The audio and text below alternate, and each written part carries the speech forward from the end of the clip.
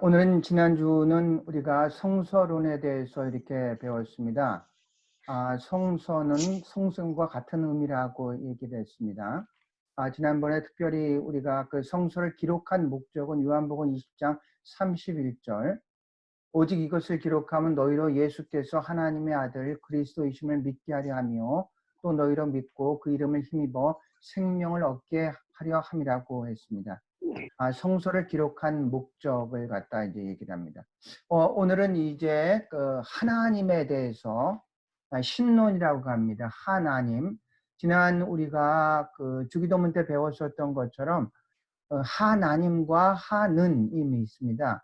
1933년에 아레아자로 썼는데 이걸 갖다가 우리는 아로 바꿨습니다. 그런데 원래 하나, 둘 이런 서수에는 님자를 붙일 수가 없는 겁니다. 그럼에도 불구하고 우리가 하나로 이렇게 하나님이라고 한 것은 only God를 갖다가 이제 뜻하는 그런 의미를 가지고 있었고, 천주교에서는 천부라고 했습니다. 천부. 그러니까 그분들은 이제 천주교로 이렇게 그들을 받아들였고, 또 하나님을 천부로 계속 부르다가 공동 번역을 같이 번역함으로써 천부 대신 하느님으로 이제 통일을 했죠. 그런데 우리 기독교에서는 하나님을 고집해서 결국은 우리는 이제 하나님으로 해서 공동 번역을 상하지 않고 이제 개역 개정을 사용하고 카톨릭에서는 이제 공동 번역을 사용하고 그 다음부터 천부라는 대신에 이제 하느님이란 말이 이제 그분들에게도 이제 일반화됐습니다. 어쨌든 간에 하나님과 하나님은 같은 분입니다. 하나님이라고 할 때는 우리가 의미상으로 용어상으로 어떤 그 only God를 갖다 얘기하는 거고, 하느님이라고는 하늘이라는 건 하늘 플러스 님입니다. 하늘이라는 것은 sky를 의미하는 것이 아니라 almighty 전능하신 하나님을 이제 뜻하는 것이죠. 그래서 하나님을 갖다가 얘기를 할 때 대충 속성을 세 가지를 이렇게 얘기합니다. omnipotent 해가지고 전능하신 하나님, omniscience 해가지고 전지하신 하나님, 그 다음에 omnipresent 해가지고 편지하신, 무소부재라는 이제 편지랑 같은 말이거든요. 어디에든지 계신 하나님, 모든 것들을 아시는 하나님, 모든 것들을 할 수 있는 분이 우리가 믿는 이제 하나님이라는 얘기죠. 하나님의 속성을 이렇게 omni라는 것은 all이라는 뜻입니다. all, 모든 것들, 이제 그런 의미를 가지고 있습니다. 하나님의 속성을 세 가지로 얘기를 하고 있습니다. 이제 우리 구세군에서는 이제 교리가 두 번째 교리가 첫 번째 교리가 성서론이고 두 번째 교리가 이제 신론 하나님에 됩니다. 우린 유일하시고 완전하신 하나님만이 만물의 창조자, 보존자, 통치자이시며 예배의 참 대상이심을 믿는다고 했습니다. 그래서 오늘은 이 말씀을 의지해서 하나님의 속성 중에서 하나님은 어떤 분이냐? 창조자이시며 보존자이시며 통치자이신 하나님이 예배의 참 대상이심을 우리가 믿는다는 걸 갖다가 이제 그 말씀을 요점을 정리해 드리겠습니다. 하나님은 원이면서 perfect God를 얘기합니다. 하나이시면서 전능하신 하나님을 얘기합니다. 첫 번째, 하나님은 창조자예요. 하나님은 창조자라고 했습니다. 창세기 1장 1절 우리가 태초에 하나님께서 천지를 창조하시니라. 창세기 1장 1절이 믿어지지 않는다면은 그 다음 귀절 같은 건 그냥 우리가 이성으로 이해하는 거지 믿음으로 나가지는 못합니다. 하나님은 우리가 제일 먼저 알아야 되고요. 창조자 하나님이라는 것을 꼭 기억해야 되겠습니다. 창조자 하나님, 창조자이고 보존자. 하나님은 세상을 창조하고 너희들이 잘 알아서 해라 이런 것이 아니라 그것들을 보존하시는 계속해서 하나님이기도 합니다. 그리고 또 통치자이신 하나님이기도 합니다. 구체적으로 성경을 보면은 창세기 1장 26절 보면은 하나님이 가라사대 우리의 형상을 따라 우리의 모양대로 우리가 사람을 만들고 그리고 바다의 고기와 공중의 새와 육축과 온 땅과 땅에 기는 모든 것을 다스리게 하자 하시고, 하나님이 자기 형상 곧 하나님의 형상대로 사람을 창조하시되 남자와 여자를 창조하시고 있습니다. 어제 어제 시드니에 살고 있는 분자 생물학자를 이제 만나서 인터뷰를 했습니다. 분자 생물학자. 우리는 그 고등학교 때 생물학에 대해서 생물학 시간이 있어가지고 이제 배웠는데 지금 생각하면은 뭘 배웠는지도 모르고 생물학이라는 의미도 몰랐고, 그런데 거기에다가 분자까지 더 들어가니까 분자 생물학자를 만나게 됐습니다. 이제 그분과 인터뷰를 해서 그래서 나름대로 굉장히 이제 흥미로웠죠. 여지껏 제가 인터뷰한 분들은 인문학자라든지 아니면 신학자라든지 뭐 그런 분들만 했지 자연과학자를 만나서 인터뷰를 한 것은 이번에 처음입니다. 그러니까 호기심이 막 뭐를 질문할까 이분에 대해서 여러 가지 이제 생각을 이제 할 수가 있었습니다. 그래서 이분들은 과연 이 생물학자들은 자연과학자들은 인간이란 존재를 어떻게 생각하는가 이렇게 한번 그것도 질문하고 싶었고, 또한 창조론과 진화론에 대해서 어떤 그 생각을 가지고 있나도 이제 알고 싶었습니다. 자, 오늘 본문을 보면 그렇습니다. 하나님께서 이 모든 것들을 창조하고 우리에게 이제 다스리게 하자 있습니다.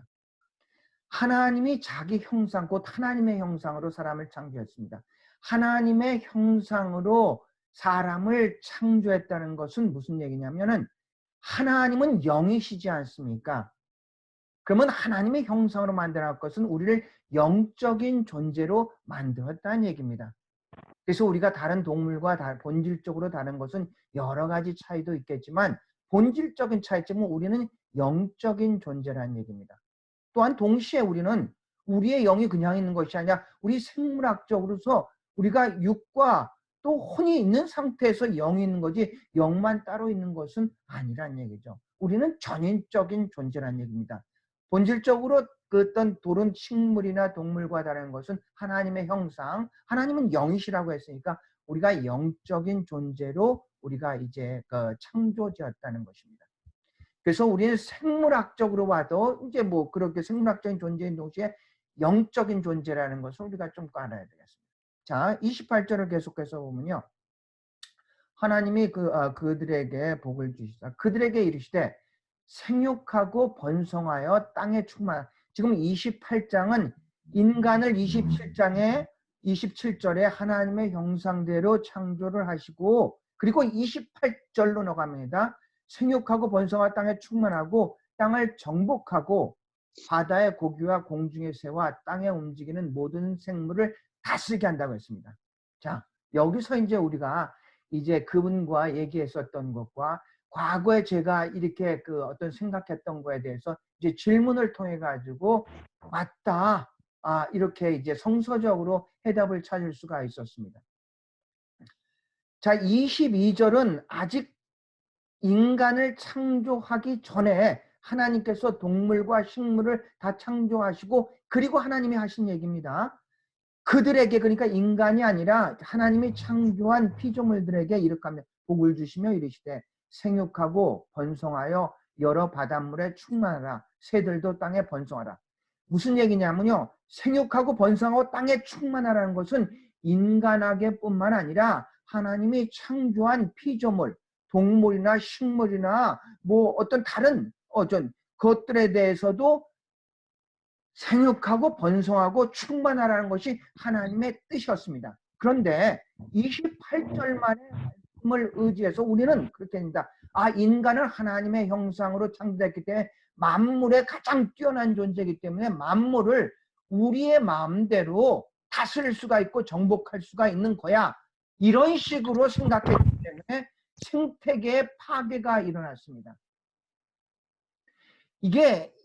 이건 분명히 하나님이 다른 인간 말고요 다른 것을 보고 생육하고 번성하고 땅에 충만하라는 것이 하나님의 뜻인데, 그런데 인간은 생각하기를 인간이 만물의 영장이고 하나님의 형상대로 창조되었으니까 다른 것들을 정복하고 그것들을 갖다가 다스려라. 그러니까 인간 마음대로 해도 되겠구나.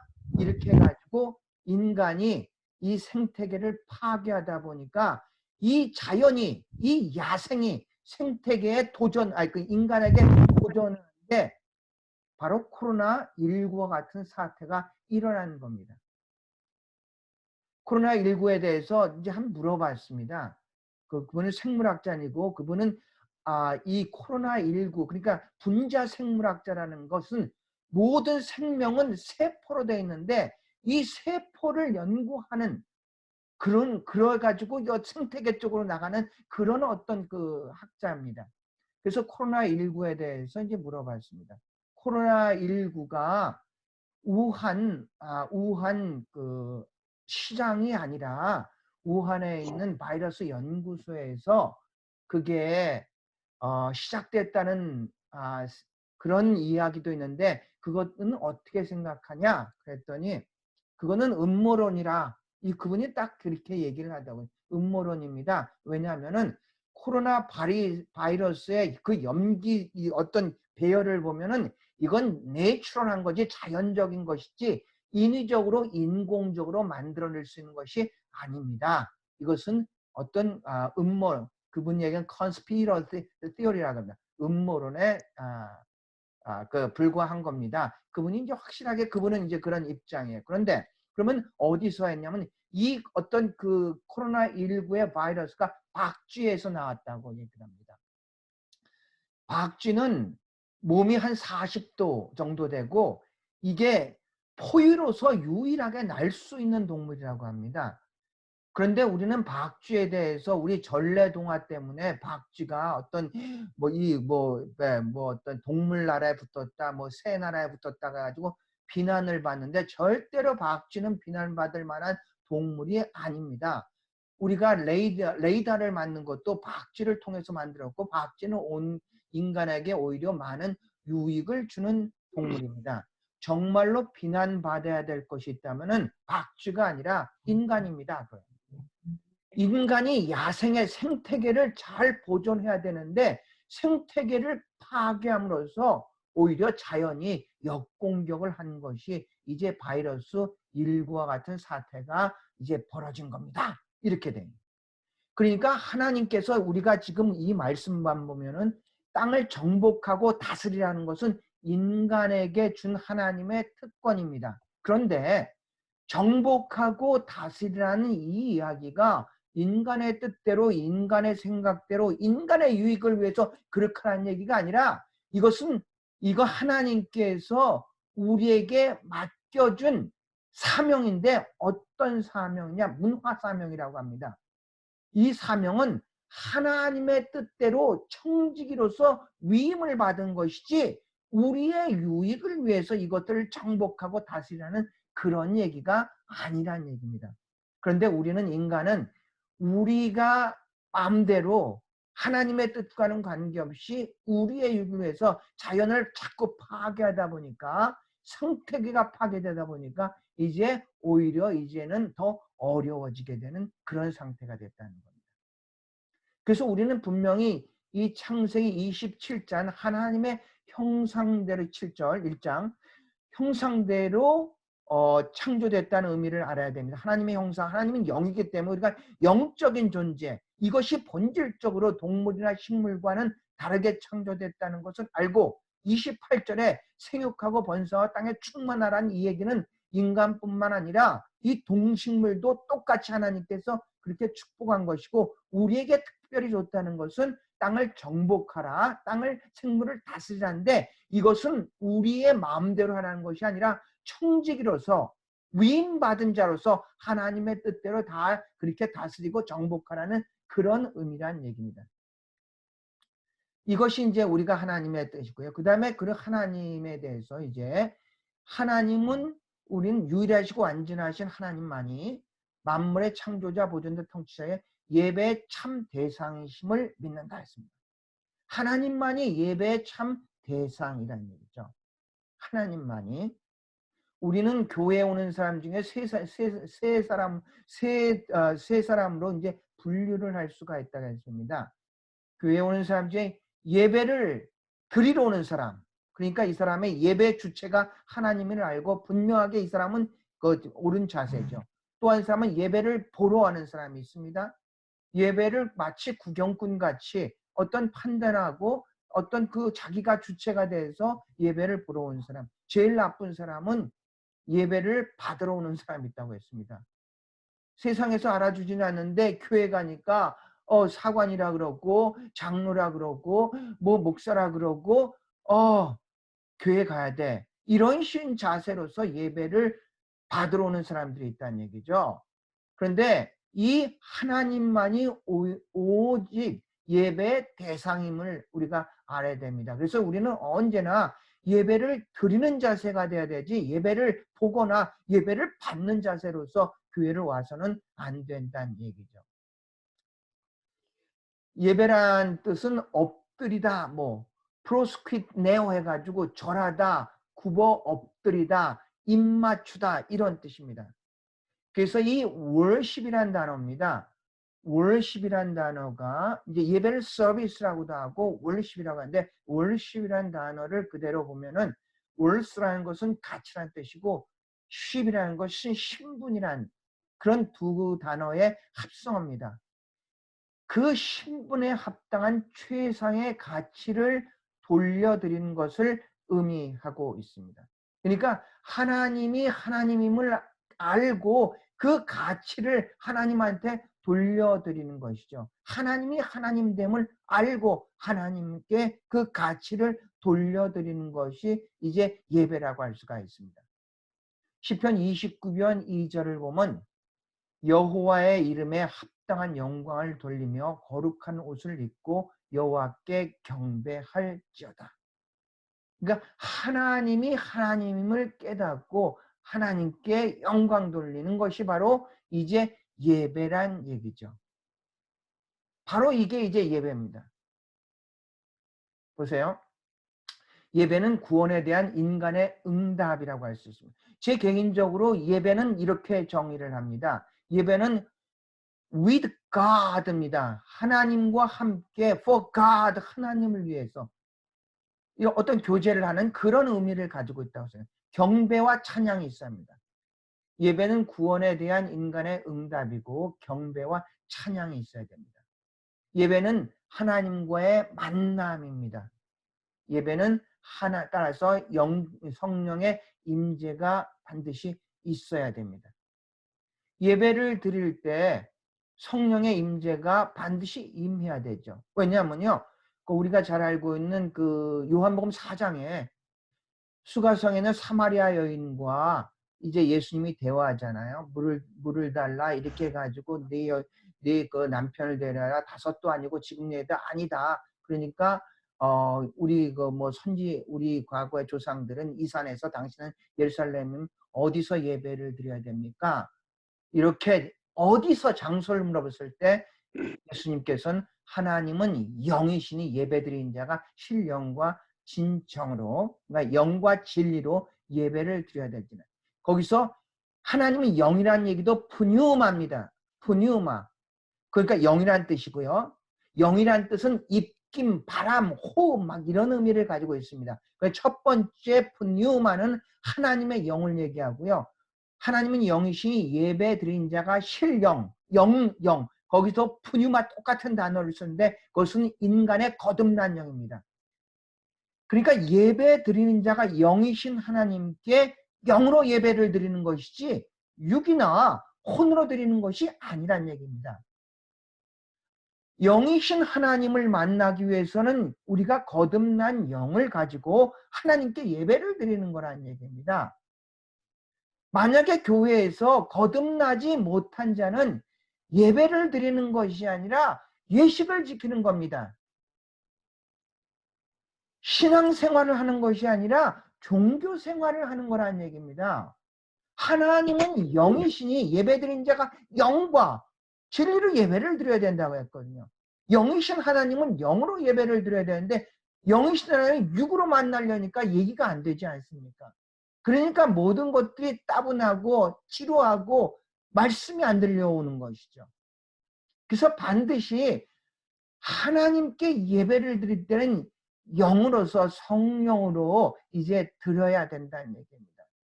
성령으로 드려야 된다는 얘기입니다. 영의 임재가 있어야 된다는 얘기죠. 그래서 영의 임재가 없으면은 예식이지 예배는 아니란 얘기입니다. 우리는 반드시 하나님께 예배를 드릴 때 영으로 예배를 드려야 되죠. 영으로요. 그죠? 영으로 예배를 드려요. 제가 내일 보내드릴게 이제 그런 구절이 있습니다. 이제 우리가 영성이라는 말이 있지 않습니까? 영성이라는 뜻이 spirituality라는 뜻이 무슨 뜻입니까? 영성이라는 것은 영의 성품입니다. 혼의 성품이라면은 영성은 영의 성품이라는 얘기죠. 성도는 인성으로 살아가는 것이 아니라 성도는 영성으로 살아가는 겁니다. 성도는 영성으로 살아가는 것. 우리가 어떤 인간의 어떤 그 성품이 아니라 영성으로 살아가는 거죠. 우리가 기도도 영으로 기도해야 된다고 했습니다. 예배도 영으로 돼. 왜냐하면 하나님은 영이시기 때문에 그렇습니다. 그래서 오늘 전체적인 말씀이 하나님은 창조자, 보존자, 통치자라고 하셨습니다. 그렇죠? 하나님은 그런 분입니다. 그래서 하나님의 속성으로 얘기하는 omnipotence라고 했어요. omnipotent.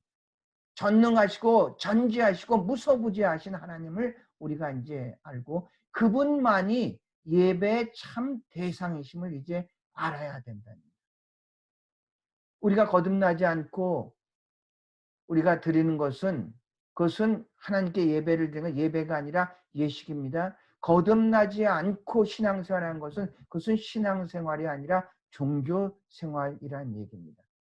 그래서 우리 기독교는 정말로 네가 거듭난다는 거, 영으로 난다는 거, 성령으로 난다는 거, 바로 이것이 가장 핵심적인 용어라고 할 수가 있겠습니다. 자, 다시 한번 보겠습니다. 이것이 교리입니다.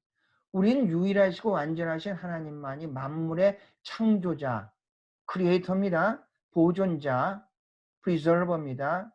통치자, 가버너입니다. 예배 참 대상이심을 믿는다. 창세기 1장 1절 하나님께서 태초에 모든 것 창조하셨다는 이 말을 믿어지지 않는다면 그 다음 구절부터 읽더라도 우리가 지식으로는 받아들일 수 있지만 그것은 믿음으로 소화하기에는 참으로 어렵습니다. 하나님이 세상을 창조했습니다. 어저께 만났었던 그분한테 진화론과 창조론을 어떻게 생각하십니까? 물어봤어요. 그랬더니 이분이 이제 얘기를 해요. 이제 생물학이라는 것은 이게 생물학이 뭡니까? 이렇게 질문을 했더니 생물은 살아있는 모든 것들을 다루는 학문입니다. 생물의 최소 단어가 뭐냐면은 이게 세포입니다. 세포. 이게 세균은 단세포로 됐는데 우리 인간은 60조의 세포로 됐다고 합니다. 60조의 세포. 세균은 생물입니다. 그런데 여러분 아십니까? 바이러스는 생물이 아닙니다. 생물이라고 할 때는 자기 스스로 복제를 할 수 있고 자기 스스로 활동할 수가 있는데 세균은 그것이 가능한데 바이러스는 그러지를 못합니다. 바이러스는 반드시 숙주가 있어야 됩니다. 그래서 과거에는 그 바이러스의 종류를 식물을 숙주로 하는 것은 식물성 바이러스, 동물을 숙주로 하는 것은 동물성 바이러스, 세균을 숙주로 하는 것은 세균성 바이러스라고 얘기를 하는데 그것은 과거에 그렇게 붙인 거고 지금은 그 바이러스의 구조에 따라서 이게 바이러스가 구분된다고 합니다. 그래서 어떤 바이러스는 DNA 바이러스, 어떤 바이러스는 RNA 바이러스 등으로 이렇게 8가지 정도로 나오는데 지금 코로나19는 RNA 바이러스랍니다. RNA 바이러스는 이게 굉장히 어려운 게 자꾸 변종을 한다고 합니다. 자꾸 변종을 하다 보니까 이거에 대해서 백신을 만드는 게 굉장히 쉽지 않은 거라고 얘기를 합니다. 그래서 우리가 세균과 바이러스는 분명히 구분해야 돼. 세균은 생물입니다. 생물. 그런데 바이러스는 이것은 요 정도 된다고 합니다. 생물과 미생물의 중간 정도로 이렇게 생각한답니다. 하지만 이 바이러스는 생물이 아니고 스스로 복제할 수가 없기 때문에 반드시 숙주를 가지고 있습니다. 우리가 생물은 죽습니다. 그래서 세균은 어떤 상황이 되면 죽습니다. 그런데 우리가 그 영화 같은데 미라 뚜껑을 갖다 딱 열었는데 뭐 이상한 것들이 와가지고 막 다 감염되고 그런 거는 세균이 아니라 바이러스입니다. 바이러스는 미생물이기 때문에 죽지를 않습니다. 바이러스는 죽지를 않습니다. 그래가지고 지금 이 RNA 바이러스가 이게 계통이 우리가 알고 있는 사스, 메르스, 지금 코로나19가 이게 바로 이제 같은 계통이라고 합니다. 코로나라는 뜻은 왕관이라는 뜻이라고 했습니다. 같은 계통의 이제 바이러스인데 거의 10년 주기설로 나타난다고 합니다. 이게 2002년인가 사스가 나타나고 뭐 10년 정도인가 그때 이제 메르스가 나타나고 지금 이제 코로나가 이제 등장을 했는데 이 바이러스들은 그렇게 죽지를 않는다고 합니다. 그래서 계속해서 우리가 대비를 할 수밖에 이제 없다고 합니다. 그런데 이제 진화론과 창조론에 대해서 이분은 이렇게 합니다. 자기는 사실은 이게 진화론과 창조론을 어떤 서로가 반대되는 것으로 보지 않고 창조론은 믿음의 영역이고 이 진화론은 연구를 해가지고 분석하는 그런 영역이 다른 것이지 반대는 아니라고 생각합니다. 그런데 사실은 모든 것들도 세포들도 그렇고 다 물질인데 정말로 생명의 신비는 그 물질 속에서 플러스 알파가 없다면 절대로 그게 생명이 될 수 없다는 겁니다. 그 얘기를 딱 할 때 이제 제가 딱 생각난 게 창세기 2장 7절을 보면은 그런 얘기가 있어요. 하나님께서 흙으로 아담을 만들고 거기에 생기를 집어넣었다고 했습니다. 생기를 집었더니 생명이 됐습니다. 그러니까 이거 모든 것들은 흙은 물질이죠. 물질에다 생기가 들어오니까 생명이 됐다는 생각이 딱 들었는데 그분의 설명은 분자 생물학자로서 이 모든 어떤 단백질이라든지 이런 것들이 다 자체가 생명이 아닌데 그것들이 모여져서 오간이 되고 오간이 모여져 가지고 그래가지고 이제 사람이 오가니즘이 되고 오가니즘이 모여져 가지고 이컬러지가 되고 하는데 정말로 그것은 신비라고 하지 않을 수가 없습니다. 물질이 모여져 가지고 생명이 되는 것은 아닌데 플러스 알파가 있기 때문에 생명이 탄생하는 거라고 생각합니다. 하면서 예를 들기를 라디오를 예를 들었고요. 라디오 부속품을 갖다 다 모은다고 해서 그게 라디오가 되는 것은 아니지 않습니까? 마찬가지로 어떻게 그 많은 어떤 분자 이런 걸 다 모았다고 해서 거기에는 생명이 탄생하지 않습니다. 거기에 플러스 알파가 등장했기 때문에 그래서 그것이 생명이라는 게 이제 된 것입니다. 이제 그렇게 이제 그분은 이제 설명을 하면서 이제 제 입장에서는 이게 맞다. 흙으로 사람을 빚어서 사람을 만들고 거기에 생기를 불어넣으니 생명이 된 것처럼 이 모든 어떤 그 자연계 어떤 물질 속에서 그것들에다가 플러스 알파 뭔가가 그러니까 우리의 때는 생기를 집어넣었을 때 하나님이 집어넣었을 때 생명이 되는 거구나. 이렇게 이제 분자생물학은 원래는 입장은 진화론을 근거로서 모든 것들을 연구를 한다고 합니다. 진화론. 자, 그래서 우리가 하나님의 창조자이시고 보존자이시고 통치자이시라는 것을 우리가 꼭 그러니까 좀 아셔야 돼요. 그리고 하나님의 속성은 전지하시고 전능하시고 무소부지하시다는 것을 갖다 그게 하나님의 속성이라는 것을 이제 잘 알아야 돼요. 그래서 이제 우리가 이제 마무리하겠습니다. 우리가 두 번째 하나님 첫 번째 이제 교리는 이제 성서론이고 두 번째 교리는 우리는 유일하시고 완전하신 하나님만이 만물의 창조자, 보존자, 통치자이시며 예배의 참 대상이심을 믿는다. 그분이 크리에이터고요, 프리저버고요, 가버너입니다. 그러니까 우리가 그러니까 이렇게 어떤 그 세계관에서 보면은 이런 게 있습니다. 세계관을 보면은 크게 두 가지로 나뉩니다. 무신론적인 세계관이 있고 유신론적인 세계관이 있습니다. 그러니까 이 세상을 바라볼 때 신이 없는 거를 전제를 해가지고 세상을 바라보는 그런 세계관이 있습니다. 그런 건 이제 공산주의든 이제 그렇죠.